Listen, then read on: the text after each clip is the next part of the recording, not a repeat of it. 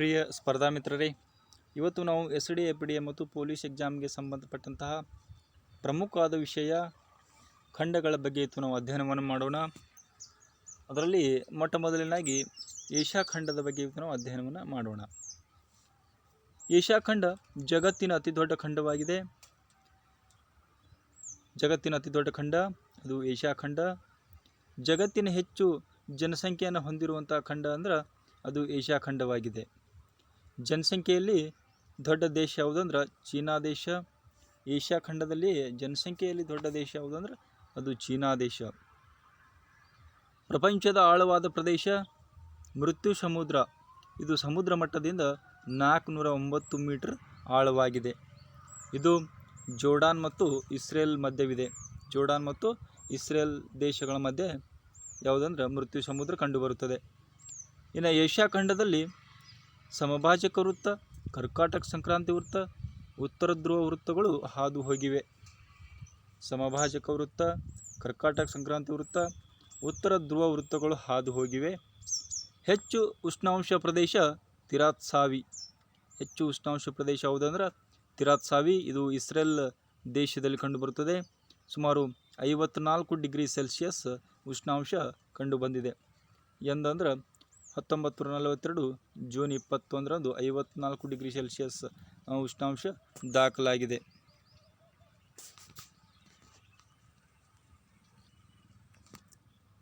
ಇನ್ನು ಅತಿ ಕಡಿಮೆ ಉಷ್ಣಾಂಶ ಹೊಂದಿರುವ ಸ್ಥಳ ಟರ್ಕಿಯೋನಾಸ್ಕಾ ಅಂಥೇಳಿ. ಟರ್ಕಿಯೋನಾಸ್ಕಾ ಜಪಾನ್ ದೇಶದಲ್ಲಿ ಜೂನ್ನಲ್ಲಿ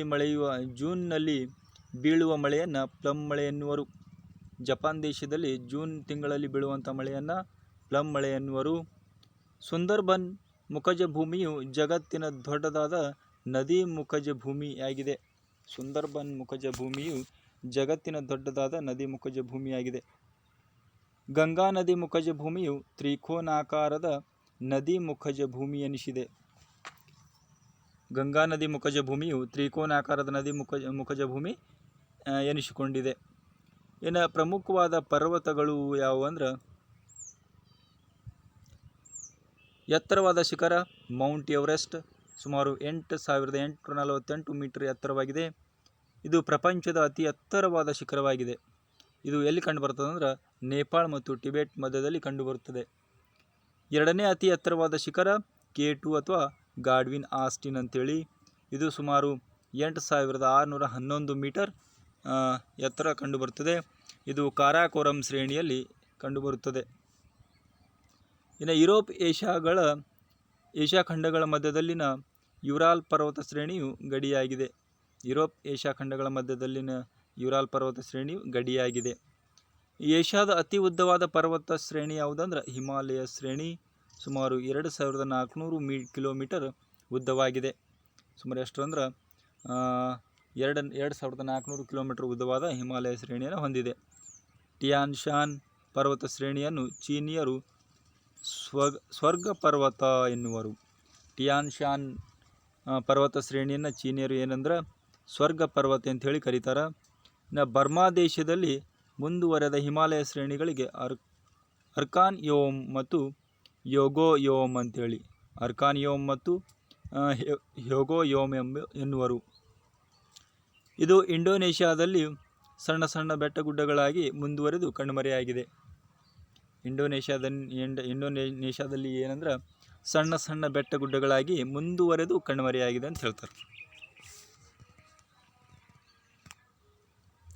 ಇನ್ನು ಜಪಾನಿನ ಅತಿ ಎತ್ತರವಾದ ಸ್ತೂಪ ಜ್ವಾಲಾಮುಖಿ ಪರ್ವತ ಯಾವುದಂದ್ರೆ ಫ್ಯೂಜಿಯಾಮಾ. ಅಲ್ಲ, ಅದು ಫ್ಯೂಜಿಯಾಮಾ ಆಗಬೇಕು. ಫ್ಯೂಜಿಯಾಮಾ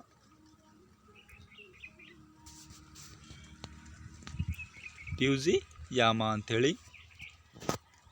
ಇನ್ನು ಇದನ್ನು ದೇವರೆಂದು ಪೂಜಿಸುವರು. ಯಾವುದಂದ್ರೆ ಫ್ಯೂಜಿಯಾಮಾ ಜ್ವಾಲಾಮುಖಿ ಪರ್ವತವನ್ನು ಜಪಾನಿಯರು ದೇವರೆಂದು ಪೂಜಿಸುವರು.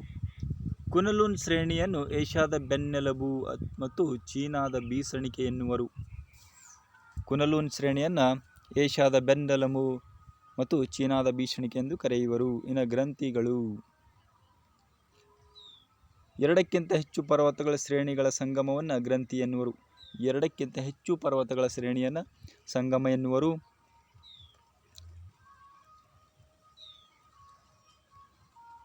ಪಾಮೀರ ಗ್ರಂಥಿಯು 5 ಶ್ರೇಣಿಗಳನ್ನು ಒಳಗೊಂಡಿದೆ. ಕುನಲುನ್ ಶ್ರೇಣಿ, ಕಾರಾಕೋರಂ ಶ್ರೇಣಿ, ಹಿಮಾಲಯ ಶ್ರೇಣಿ, ಸುಲೇಮಾನ್ ಶ್ರೇಣಿ, ಹಿಂದಕುಶ್ ಶ್ರೇಣಿಗಳ ಸಮಾಗಮವಾಗಿದೆ. ಪಾಮೀರ ಪ್ರಸ್ಥಭೂಮಿಯನ್ನು ಜಗತ್ತಿನ ಚಪ್ಪರ ಎನ್ನುವರು. ಪಾಮೀರ ಪ್ರಸ್ಥಭೂಮಿಯನ್ನು ಜಗತ್ತಿನ ಚಪ್ಪರ ಎನ್ನುವರು.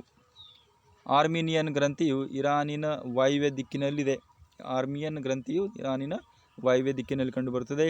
ಇದರ ಮುಖ್ಯ ಶ್ರೇಣಿಗಳಾದ ಎಲ್ಬುರ್ಜ್ ಶ್ರೇಣಿ, ಜಗೋಸ್ ಶ್ರೇಣಿ ಪಾಮೀರ್ ಗ್ರಂಥಿಯೊಂದಿಗೆ ಸಂಪರ್ಕಿಸುತ್ತದೆ. ಎಲ್ಬುರ್ಜ್ ಶ್ರೇಣಿ ಮತ್ತು ಜಗೋಸ್ ಶ್ರೇಣಿಯು ಪಾಮೀರ್ ಗ್ರಂಥಿಯೊಂದಿಗೆ ಸಂಪರ್ಕಿಸುತ್ತದೆ. ಇನ್ನು ಸರೋವರಗಳು. ಆಳವಾದ ಸರೋವರ ಯಾವುದಂದ್ರೆ ಬೈಕಲ್ ಸರೋವರ.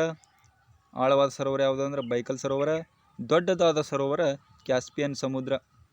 ದೊಡ್ಡದಾದ ಸರೋವರ ಯಾವುದಂದ್ರೆ ಕ್ಯಾಸ್ಪಿಯನ್ ಸಮುದ್ರ. ಇನ್ನು ಲೋಕ್ತಕ್ ಸರೋವರ ಭಾರತದ ಮಣಿಪುರದಲ್ಲಿ ಕಂಡುಬರುತ್ತದೆ.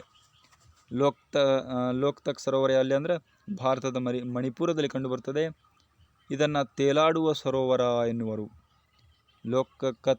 ಲೋಕ್ತಕ್ ಸರೋವರವನ್ನು ತೇಲಾಡುವ ಸರೋವರ ಎಂದು ಕರೆಯುವರು. ಭಾರತದ ಅತಿದೊಡ್ಡ ಸರೋವರ ಚಿಲ್ಕಾ ಸರೋವರವಾಗಿದೆ. ಭಾರತದ ಅತಿದೊಡ್ಡ ಸರೋವರ ಯಾವುದಂದ್ರೆ ಚಿಲ್ಕಾ ಸರೋವರ. ಪ್ರಪಂಚದ ಪ್ರಸಿದ್ಧ ಜ್ವಾಲಾಮುಖಿ ಕುಂಡ ಸರೋವರ ಇಂಡೋನೇಷ್ಯಾದ ಟೋಬಾ ಸರೋವರ. ಇಂಡೋನೇಷ್ಯಾದ ಟೋಬಾ ಸರೋವರ. ಪ್ರಪಂಚದಲ್ಲಿ ಅತಿ ಹೆಚ್ಚು ಲವಣಾಂಶ ಹೊಂದಿರುವ ಸರೋವರ ಟರ್ಕಿ ಲೇಕ್ವಾನ್ ಸರೋವರ. ಟರ್ಕಿ ಲೇಕ್ವಾನ್ ಸರೋವರ.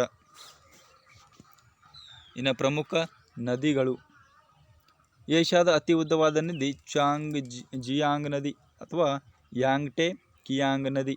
ಇದು ಚೀನಾ ದೇಶದಲ್ಲಿ 2ನೇ ಉದ್ದವಾದ ನದಿಯಾಗಿ ಹರಿಯುತ್ತದೆ. ನದಿಗಳು ಮತ್ತು ದೇಶಗಳು. ಸಿಂಧು ಇದು ಭಾರತ್, ಪಾಕಿಸ್ತಾನ್, ಟಿಬೆಟ್ ಸಂಸ್ಥಾನಗಳ ಮೂಲಕ ಹರಿಯುತ್ತದೆ.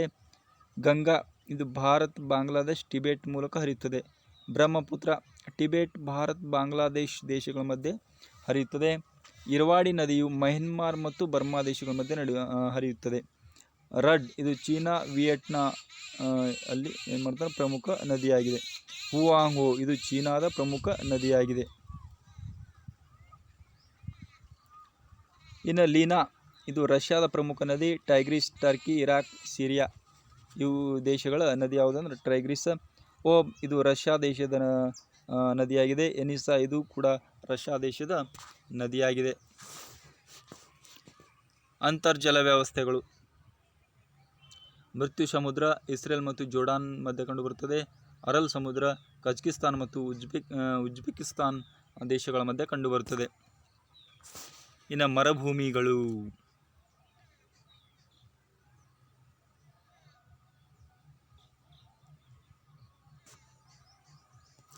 ಮರುಭೂಮಿ ಒಂದೇದು ಗೋಬಿ ಮರುಭೂಮಿ. ಇದು ಎಲ್ಲಿ ಅಂದ್ರೆ ಮಂಗೋಲಿಯಾ ದೇಶದಲ್ಲಿ ಕಂಡುಬರುತ್ತದೆ. ದಸ್ತ್ ಎ ಲಟ್ ಮರುಭೂಮಿ ಇದು ಇರಾನ್ ದೇಶದಲ್ಲಿ ಕಂಡುಬರುತ್ತದೆ.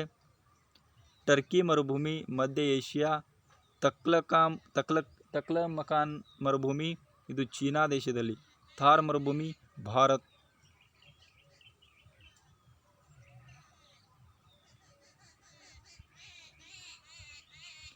ಕಾರಾಕೋರಂ ತುರ್ಕಮೆನಿಸ್ತಾನ್. ಓರ್ಡಾನಸ್ ಚೀನಾ. ರೇಗಿಸ್ತಾನ್ ಅಫ್ಘಾನಿಸ್ತಾನ್. ದಸ್ತ್ ಎ ಕಮೀರ್ ಇರಾನ್. ದಸ್ತ್ ಎ ಲಬ್ ಇರಾನ್ ದೇಶದಲ್ಲಿ ಕಂಡುಬರುತ್ತದೆ. ಏಷ್ಯಾ ಖಂಡದ ವಿಶೇಷತೆಗಳು ಏನು ನೋಡೋಣ. ಏಷ್ಯಾ ಖಂಡ ಅತಿ ದೊಡ್ಡ ದೇಶ. ಏಷ್ಯಾ ಖಂಡದಲ್ಲಿ ಅತಿ ದೊಡ್ಡ ದೇಶ ಯಾವುದಂದ್ರೆ ಅದು ಚೀನಾ. ಯಾವುದಂದ್ರೆ ಜನಸಂಖ್ಯೆಯಲ್ಲಿ ದೊಡ್ಡ ದೇಶ ಅದು ಚೀನಾ. ಅತಿ ಸಣ್ಣ ದೇಶ ಮಾಲ್ಡೀವ್ಸ್. ಜನಸಂಖ್ಯೆಯಲ್ಲಿ ಅತಿ ಚಿಕ್ಕ ದೇಶ, ಸಣ್ಣ ದೇಶ ಯಾವುದಂದ್ರೆ ಮಾಲ್ಡೀವ್ಸ್ ಅಂತೇಳಿ. ಅತಿ ದೊಡ್ಡ ದೇಶ ಪ್ರದೇಶದಲ್ಲಿ ಅದು ರಷ್ಯಾ ದೇಶ ಅತಿ ದೊಡ್ಡ ದೇಶವಾಗಿದೆ. ಅತಿ ಚಿಕ್ಕ ದೇಶ ಯಾವುದಂದ್ರೆ ಪ್ರದೇಶದಲ್ಲಿ ಅತಿ ಚಿಕ್ಕ ದೇಶ ಮಾಲ್ಡೀವ್ಸ್ ಅಂತೇಳಿ. ಅತಿ ಕಡಿಮೆ ಉಷ್ಣಾಂಶ ಹೊಂದಿರುವ ಸ್ಥಳ ಟರ್ಕಿಯೋನಾಸ್ಕಾ. ಜಪಾನ್ ದೇಶದಲ್ಲಿ ಜೂನ್ನಲ್ಲಿ ಬೀಳುವ ಮಳೆಯನ್ನು ಪ್ಲಮ್ ಮಳೆ ಎನ್ನುವರು. ಸುಂದರ್ಬನ್ ಮುಖಜ ಭೂಮಿಯು ಜಗತ್ತಿನ ದೊಡ್ಡದಾದ ಮುಖಜ ಭೂಮಿಯಾಗಿದೆ ಅಂತೇಳಿ.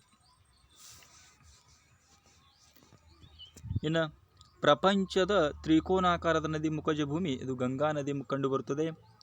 ಚೀನಾ ಮತ್ತು ತೈವಾನ್ ಮಧ್ಯದಲ್ಲಿ ತೈವಾನ್ ಜಲಸಂಧಿ ಕಂಡುಬರುತ್ತದೆ. ಚೀನಾ ಮತ್ತು ತೈವಾನ್ ದೇಶಗಳ ಮಧ್ಯೆ ತೈವಾನ್ ಜಲಸಂಧಿ ಕಂಡುಬರುತ್ತದೆ. ಪ್ರಪಂಚದ ಅತಿ ಹೆಚ್ಚು ಮಳೆ ಬೀಳುವ ಅಥವಾ ಪಡೆಯುವ ಸ್ಥಳ ಮೌಸಿನ್ ರಾಮ ಅಂಥೇಳಿ. ಪ್ರಪಂಚದಲ್ಲಿ ಅತಿ ಹೆಚ್ಚು ಮಳೆ ಪಡೆಯುವ ಸ್ಥಳ ಯಾವುದು ಅಂದರೆ ಮೌಸಿನ್ ರಾಮ. ಜಗತ್ತಿನಲ್ಲಿ ಅತಿ ಉದ್ದವಾದ ಹಲ್ಲಿ ಕಂಡುಬಂದಿದ್ದು ಕೊಮೊಡೊ ಡ್ರ್ಯಾಗನ್. ಇದು ಇಂಡೋನೇಷ್ಯಾದಲ್ಲಿ ಕಾಣಿಸುತ್ತದೆ. ಕೊಮೊಡೊ ಡ್ರ್ಯಾಗನ್ ಎಂಬುದು ಒಂದು ಹಲ್ಲಿಯಾಗಿದೆ, ಅತಿ ಉದ್ದವಾದ ಹಲ್ಲಿ. ಸ್ಟೈಪಿಸ್ ಹುಲ್ಲುಗಾವಲು ಇದು ಯುರೇಷಿಯಾದಲ್ಲಿ ಕಂಡುಬರುತ್ತದೆ. ಯುರಾಲ್ದ ಸುತ್ತಲೂ ಕಜಕಿಸ್ತಾನ್, ಉಜ್ಬೇಕಿಸ್ತಾನ್ ದೇಶಗಳು ಸುತ್ತುವರೆದಿವೆ. ಏಷ್ಯಾ ಖಂಡದ ಉತ್ತರ ಭಾಗದಲ್ಲಿ ಎಸ್ಕಿಮೋ ಜನರು, ಅರಬ್ ಸ್ಥಾನದಲ್ಲಿ ಬೆಡೋಯಿನ್ ಜನರು, ಮಧ್ಯ ಏಷ್ಯಾದಲ್ಲಿ ಕಿರ್ಗಿಜರು ಎಂಬ ಬುಡಕಟ್ಟು ಜನಾಂಗಗಳು ಏನು ಮಾಡ್ತಾವೆ ಅಂದರೆ ವಾಸಿಸುವರು. ಇನ್ನು ಭಾರತದ ವಿಶೇಷತೆಗಳು ಏನಂದ್ರೆ, ಭಾರತ ಉತ್ತರ ಗೋಳಾರ್ಧದಲ್ಲಿ ಪೂರ್ವ ಗೋಳಾರ್ಧದಲ್ಲಿ ಕಂಡುಬರುತ್ತದೆ. ಭಾರತ ಉತ್ತರ ಗೋಳಾರ್ಧದ ಪೂರ್ವ ಭಾಗದಲ್ಲಿ ಕಂಡುಬರುತ್ತದೆ. ಭಾರತದ ಮೇಲೆ ಅಕ್ಷಾಂಶ 8.4 ಡಿಗ್ರಿ ಉತ್ತರ ಅಕ್ಷಾಂಶದಿಂದ 3.7 ಉತ್ತರ ಅಕ್ಷಾಂಶದ ಹಂಚಿಕೆಯಾಗಿದೆ. ಭಾರತದ ಮೇಲೆ ರೇಖಾಂಶವು 68.7 ಪೂರ್ವ ರೇಖಾಂಶದಿಂದ 97.25 ಡಿಗ್ರಿ ಪೂರ್ವ ರೇಖಾಂಶದವರೆಗೆ ಹಂಚಿಕೆಯಾಗಿದೆ. ಪ್ರಪಂಚದ ಅತಿ ಎತ್ತರವಾದ ಯುದ್ಧಭೂಮಿ ಸಿಯಾಚಿನ್, ಇದು ಭಾರತದಲ್ಲಿ ಕಂಡುಬರುತ್ತದೆ. ಭಾರತದಲ್ಲಿ ಕಂಡುಬರುತ್ತದೆ. ಭಾರತದ ಅತಿ ಉದ್ದವಾದ ಹಿಮನದಿ ಯಾವುದಂದ್ರೆ ಸಿಯಾಚಿನ್, 72 ಕಿಲೋಮೀಟರ್ ಉದ್ದ ಕಂಡುಬರುತ್ತದೆ. ಥಾರ್ ಮರುಭೂಮಿ 4 ರಾಜ್ಯಗಳ ನಡುವೆ ಹಂಚಿಕೆಯಾಗಿದೆ. ಆ 4 ರಾಜ್ಯಗಳು ಯಾವಂದ್ರೆ ಗುಜರಾತ್, ರಾಜಸ್ಥಾನ್, ಪಂಜಾಬ್ ಮತ್ತು ಹರಿಯಾಣ. ಭಾರತದ ಅತಿ ಉದ್ದವಾದ ಕಾಲುವೆ ರಾಜಸ್ಥಾನ್ ಕಾಲುವೆ. ಇದರ ಲಾಭವನ್ನು ಪಂಜಾಬ್, ಹರಿಯಾಣ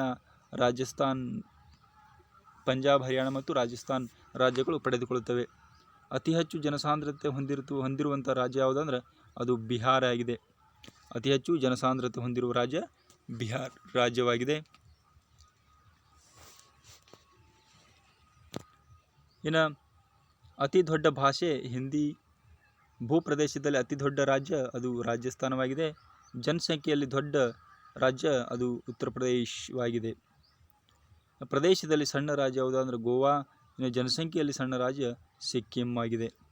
ಅತಿ ದೊಡ್ಡ ಮಾನವ ನಿರ್ಮಿತ ಸಾಗರ ಗೋವಿಂದ ವಲ್ಲಭ ಪಂತ ಸಾಗರ ಎಂಬುದು. ಉತ್ತರದ ಕೊನೆಯ ರಾಜ್ಯ ಜಮ್ಮು ಕಾಶ್ಮೀರ.